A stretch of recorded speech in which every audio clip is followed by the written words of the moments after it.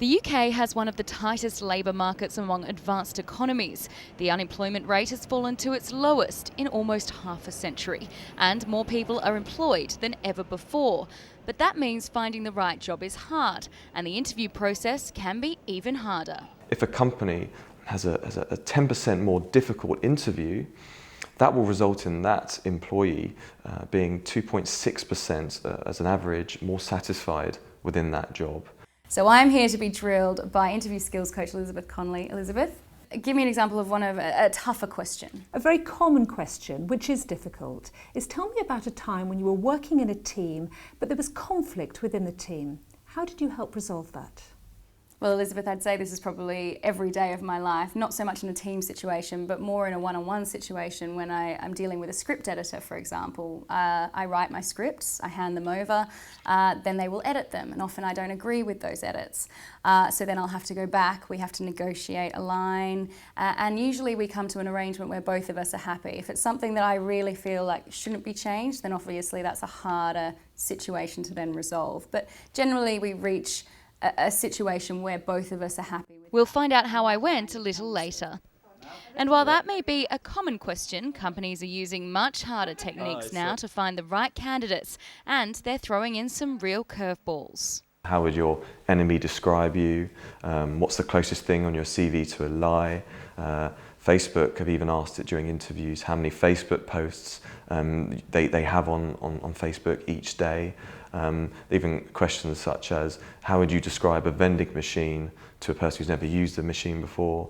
How would you describe this company to your grandmother? But I think the thing that throws most people is this new trend towards video interviewing. So it's a little bit like us having an interview today, but rather than seeing each other, you literally would have just sent me to a link. And on that link, I'd have had a text as the question, and a clock would come up and it would say, you've got 30 seconds to answer this question. The whole process is getting longer as well. Glassdoor released a study into hiring practices around the world. Understandably, government interview processes are the longest at around 53 days. Hiring a professor takes over 60 days, and securing a job as a business systems analyst takes around 44 days.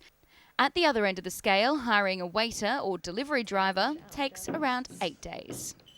This year, the top company to interview at was a company called Airbus, and although they had a high 90s in terms of interview approval, so that's job seekers rating that interview experience at the company, the duration of that interview was an average of 80 days.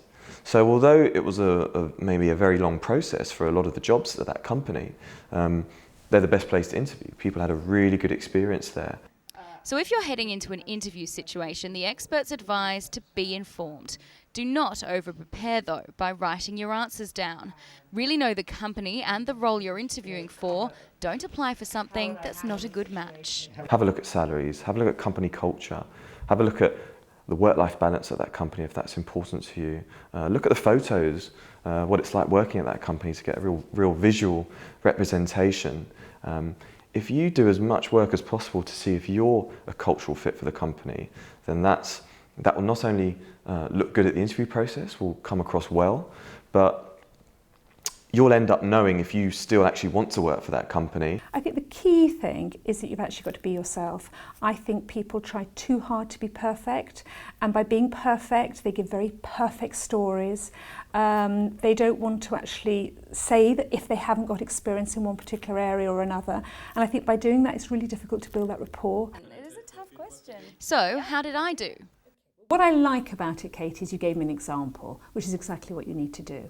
Okay, it was a little bit heavy in terms of that you were talking about the situation and you jumped from the situation to the result. And what we were missing really is what did you do? Because you talked about negotiating, but you didn't really tell me how you negotiated. All right, and that's really important. And I suppose ultimately I'm looking really for some depth, which would take about a 2-minute answer. So if I think about looking for a new job, I'd probably need to schedule a few appointments with Elizabeth, or someone like her, before re-entering the jobs market. Katie Gregory for CCTV.